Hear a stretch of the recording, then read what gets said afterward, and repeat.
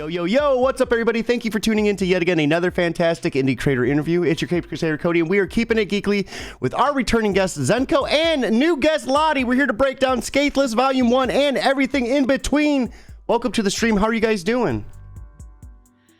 Good. Great to see you again. Absolutely, absolutely. So, first things first, everybody, here is the pre-order for what we are talking about today. Be sure to check this out. If you are unable to pre-order, and it's only $10 for 142 pages, like holy crap, be sure to share this, Facebook, YouTube, anywhere you can.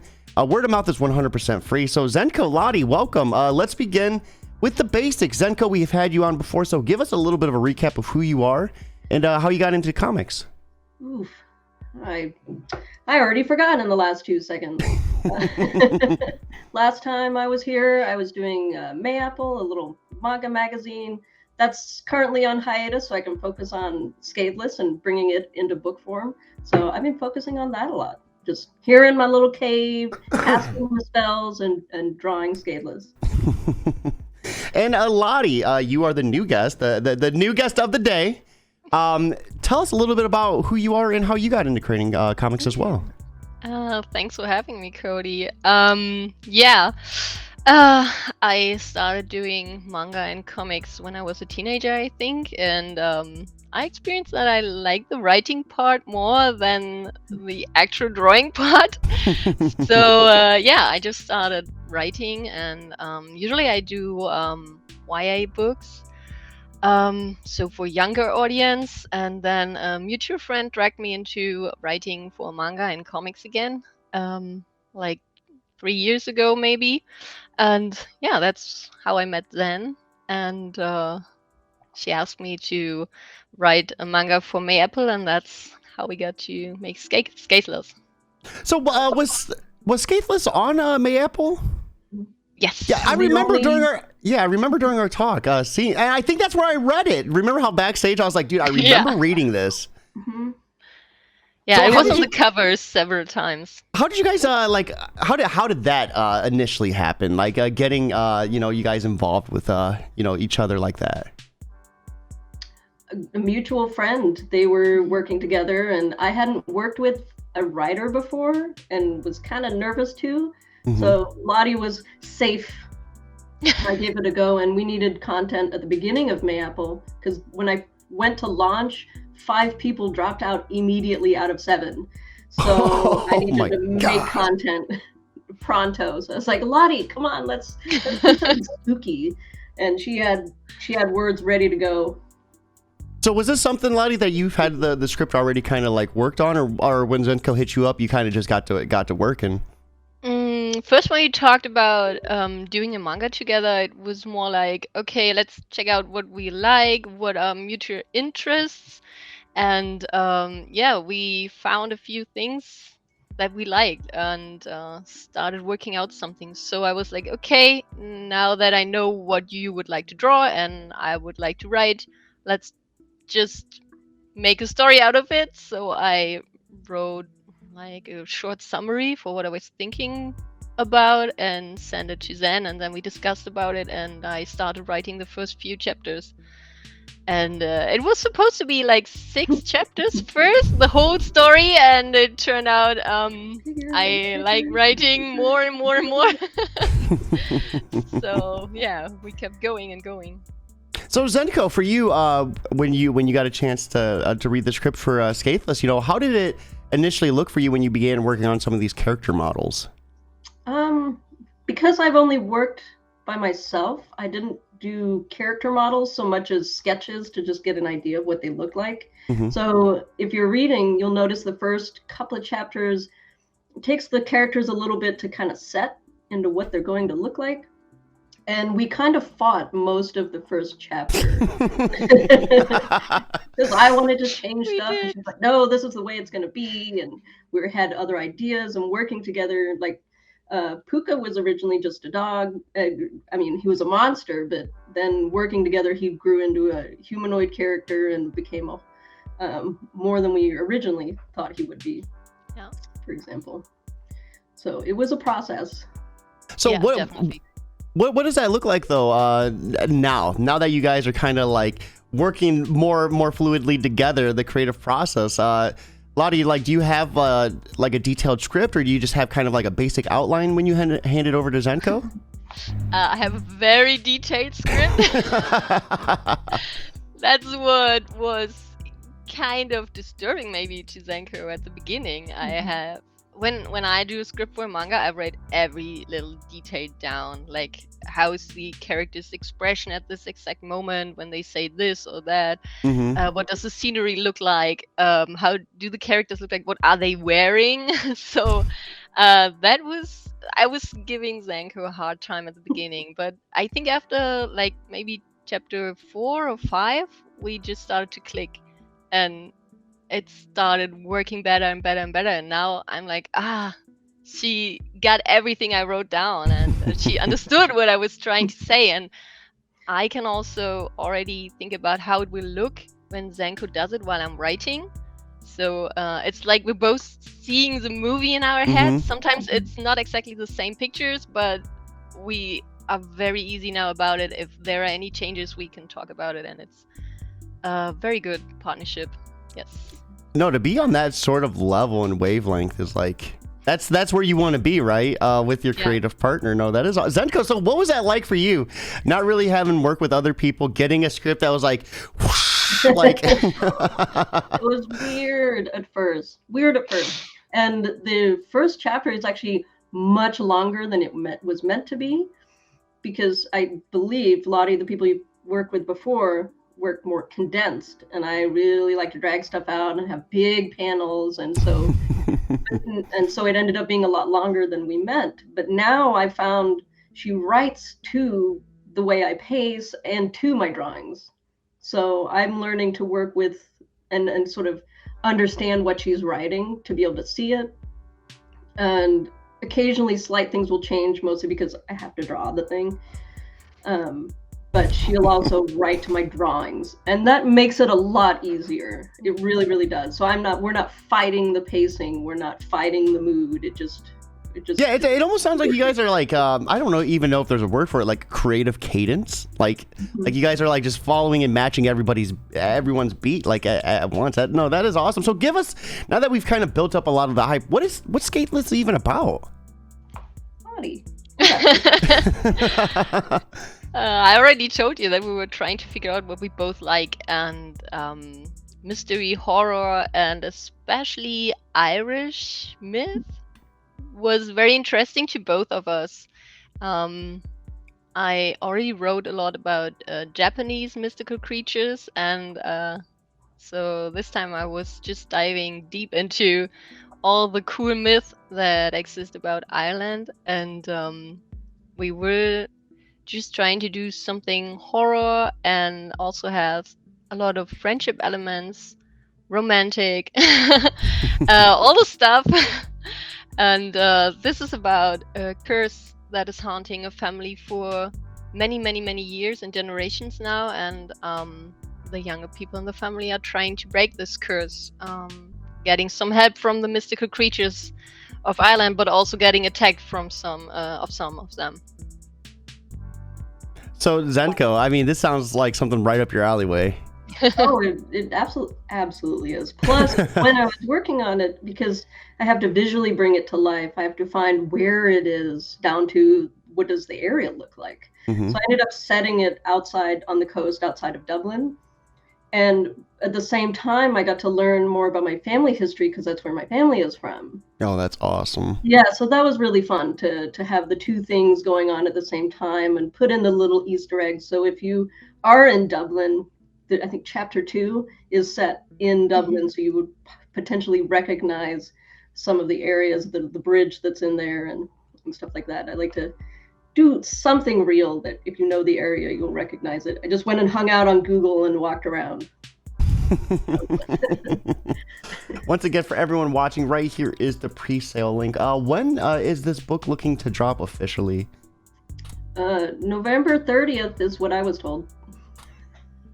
So we'll see. Is this coming soon? Let me step back a little bit. This publisher, they're brand new. They had the slight misfortune of opening in January 2020. So, oh God. Yeah, yeah. So now they're sort of getting going again with 9 books all at once because Aaron is crazy. Yeah.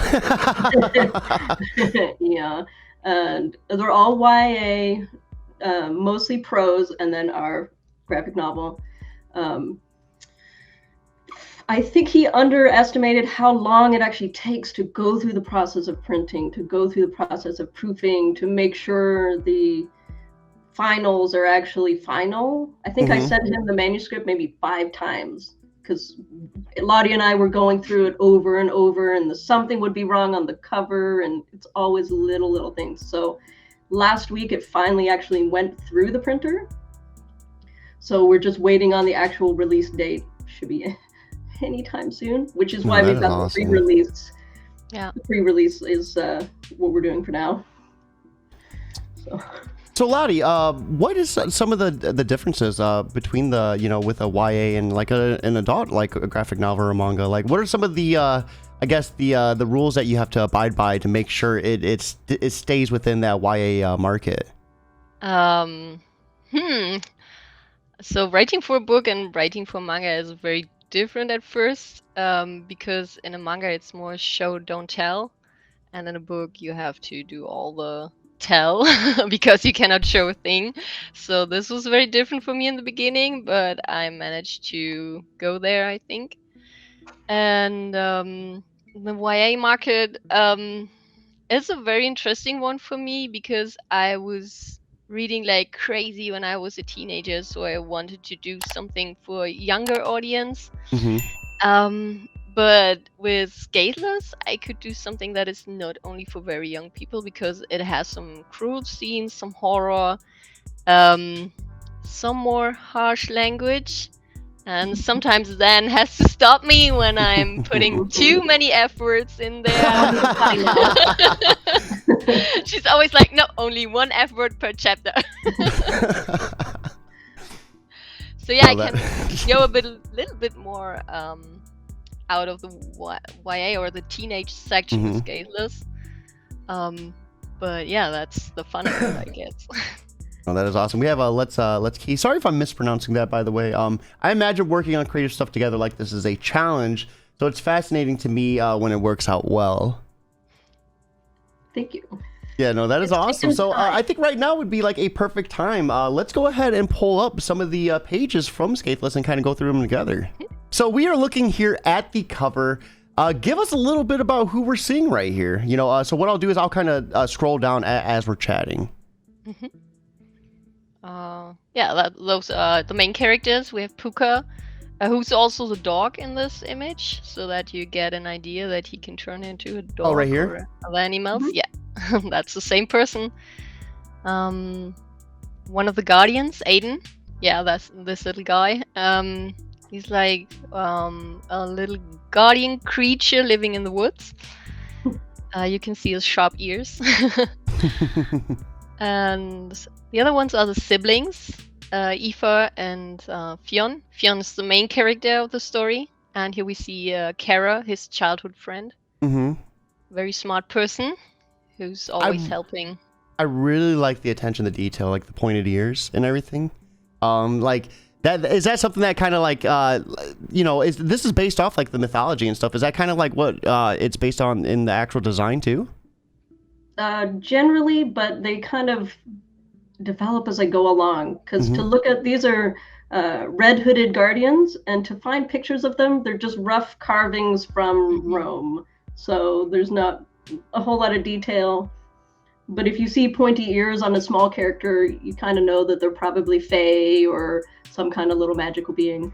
I really like how you kept the eye color too for when he changes into the dog too. That's awesome. Yeah, little visual cues for the reader. I mean, this is the whole difference with manga and comics versus prose, is you get to use those visual cues and guide the reader along like that. Zenko, this almost looks like it's painted. Like, can you give us a little bit about, you know, some of your techniques in this? Yeah, this is all digital, and it's a lot of layers, really. So I'll do the characters themselves, almost like I was oil painting or something, in an oil paint type brush, and then a separate layer doing just having some fun doing different shapes and splatters and layers, and then each layer I can change it to multiply, or it just changes the way it affects the layers below it. Mm-hmm. And I just mess around at that point, and then when it feels done, I'll mess around some more, and then it's finished. But it made the whole book cover easier, because if we messed up a little part, you couldn't tell as much, because there's so much color chaos happening. Yeah, I love his hair so much. The texture in it is just like phenomenal. It's hard not to like get lost in it, right? Like you have like individual strands. It looks like it's awesome. So right here is chapter 1, and so what is any special symbolism behind the title? For chapter 1. All the titles have Irish names. They're all Irish, and then we translated them so everyone knows what it means. That's one little specialty. I like that a lot. I like that a lot.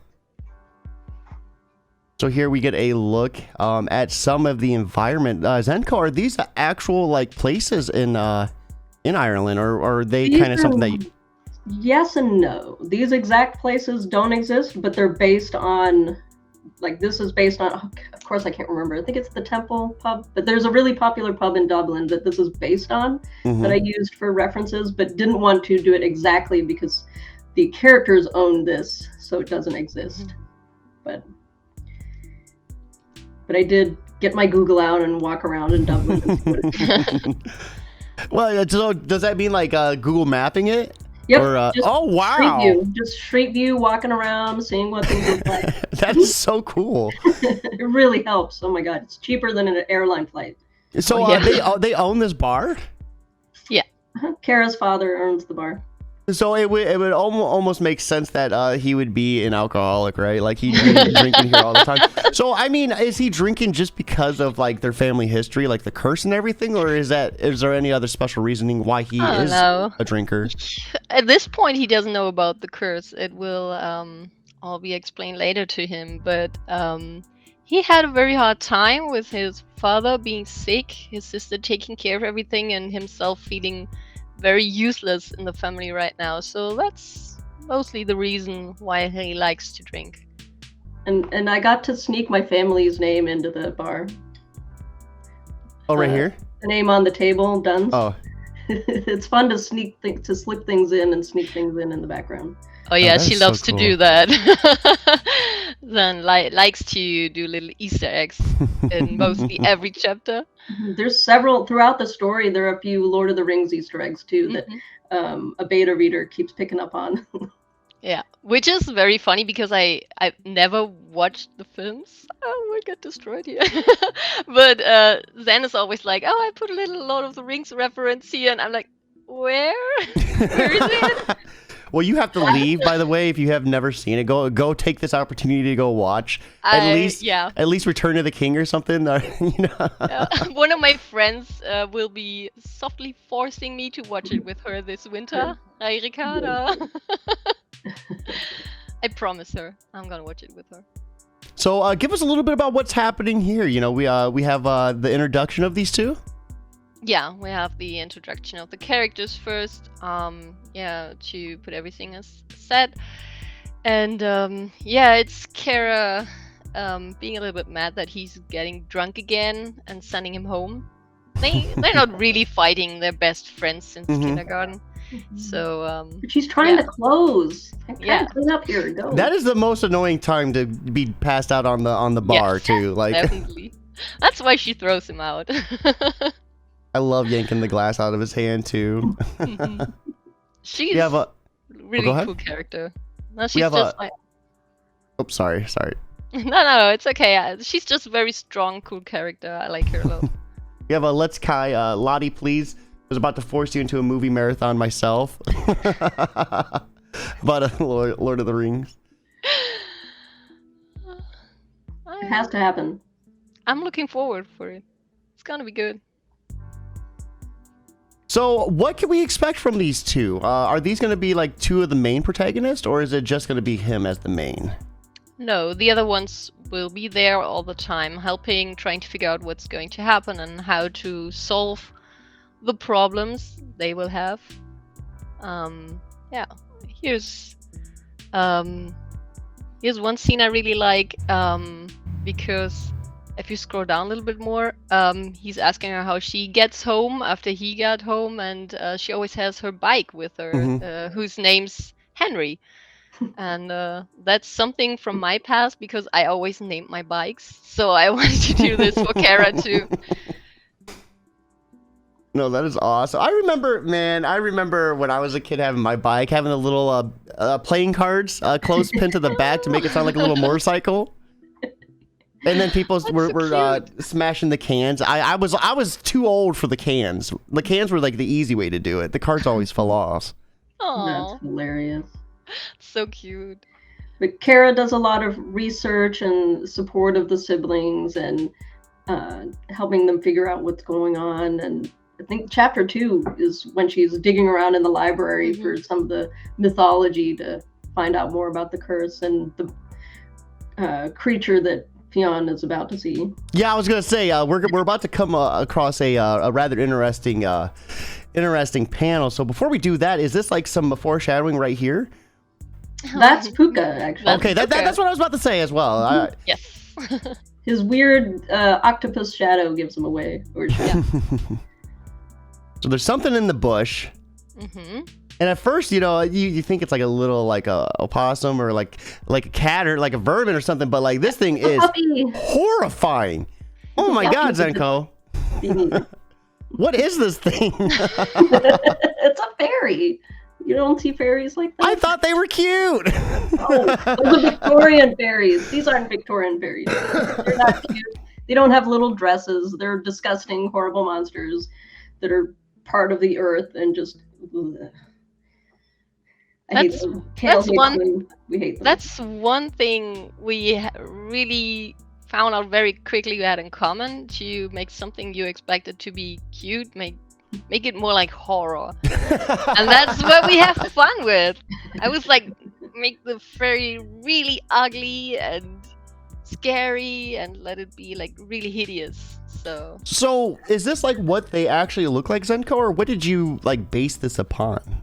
Well, she in the description I got was that they were they had leaves and bark on them, and they were part nature. And then obviously we're working on horror, so I just started drawing something gross and scary. And anytime you can add sort of skull type elements, it makes things a little scarier and gross. But just in drawing them, they kind of came to life. Really. Yeah. Same with the other monsters. So Lotti, in your description, I mean, what were you visualizing in your head when you were, writing this part out? Yeah, my head is kind of messed up when it comes to creepy stuff. This was just my imagination of a creepy fairy, and then I was looking. Sometimes I'm just looking up creepy fairies on Google or Google picture search and getting some inspiration. But this just comes from my head. This is brutal. I love it. It looks like it's eating something too, right? It is. Yeah. It's a puppy. Yeah, eating. Yeah. It's a little puppy. Oh, the little puppy! Come on. Oh, I'm sorry. No, I'm not to blame here. You could have picked like a rabbit or something. But Zen did such an amazing job drawing it. I was like, oof, when she sent me this illustration, whoa, that was amazing. I knew this manga was going to be good with Zen. So what's going on here too? It looks like maybe this thing ate a kid at some point. It looks like the crushed up airplane right here. Yeah, it's a little flashback scene with Fionn as a kid throwing his airplane into a bush. His mother calling for him, and he saw a fairy at this point too. So he already has seen a fairy, but kind of forgot about it. And now he's remembering when he's it ate his freaking airplane too. First the airplane, then the dog. Like, oh my God. I love this detail, Zenko. Holy crap! This like close up of the teeth. It's fun. I love it. So are all the effects done in Japanese? Yes. Thank you, Clip Studio. And I found a website that has it's an almost encyclopedia of all these effects. You just type in what you're looking for, and it spits out a selection of 10 or 20 That's really when I draw cool. it in. That's really cool. And I appreciate you bringing that up too. So for anyone listening, be sure to check that out. Where can they find that? I forget what it's called. The jaded. I can't remember. It's already in my. I will figure it out, and I'll put it in the description once we get this in post production. It's the jaded something. I'll look it up for you, and so you can add it. Oh my god! And he almost got destroyed by this thing, and if it wasn't for her calling out to him too, holy crap! Saved by the bell. This thing was like about to grab his face.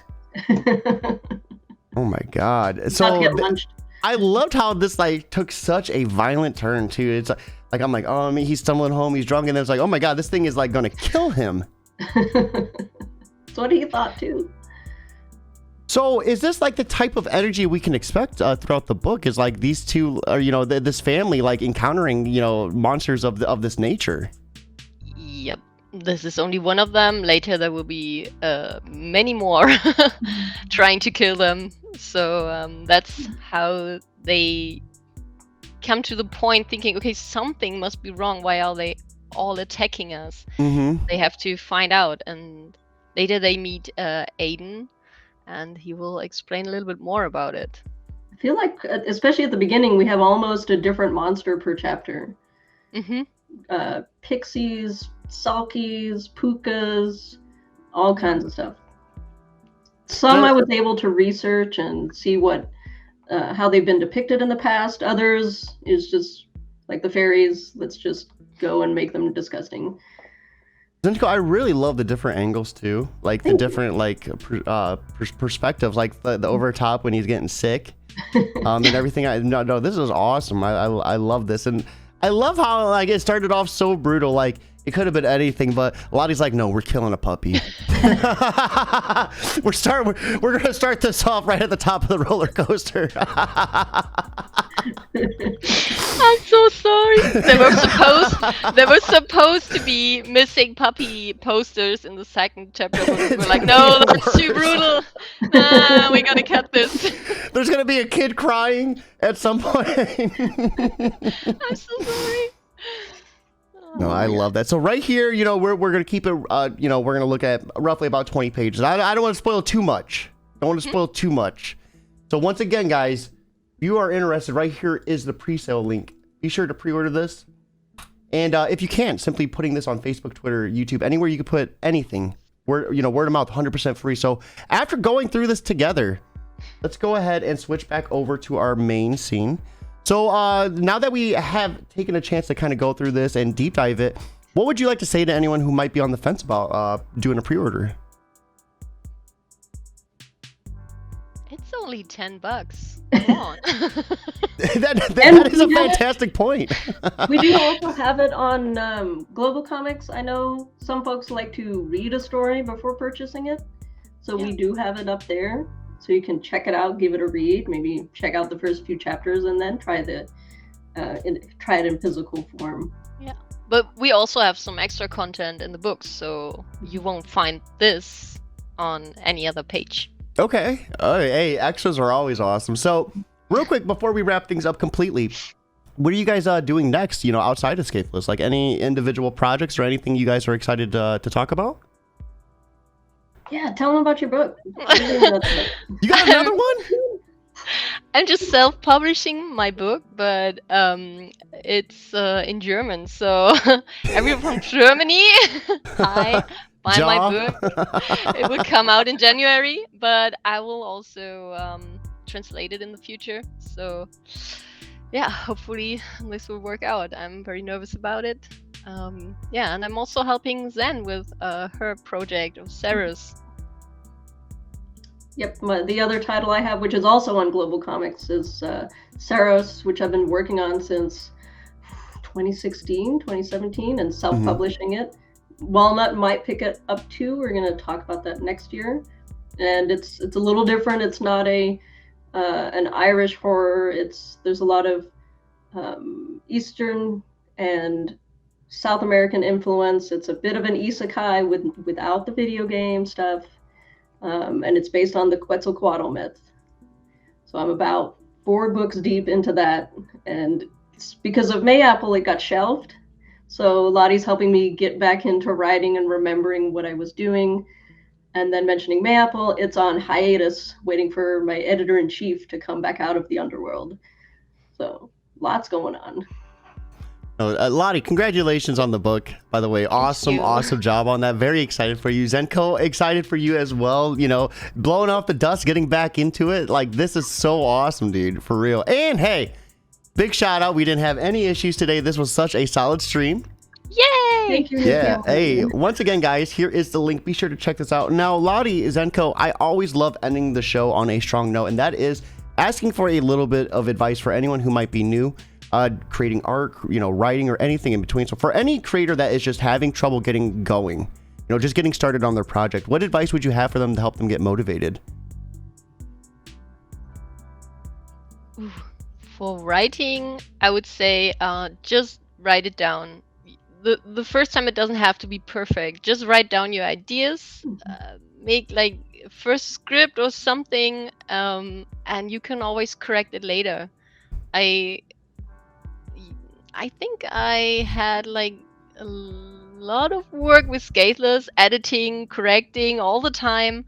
But that's the fun of it. Just write down your first idea and work on it. That's my advice.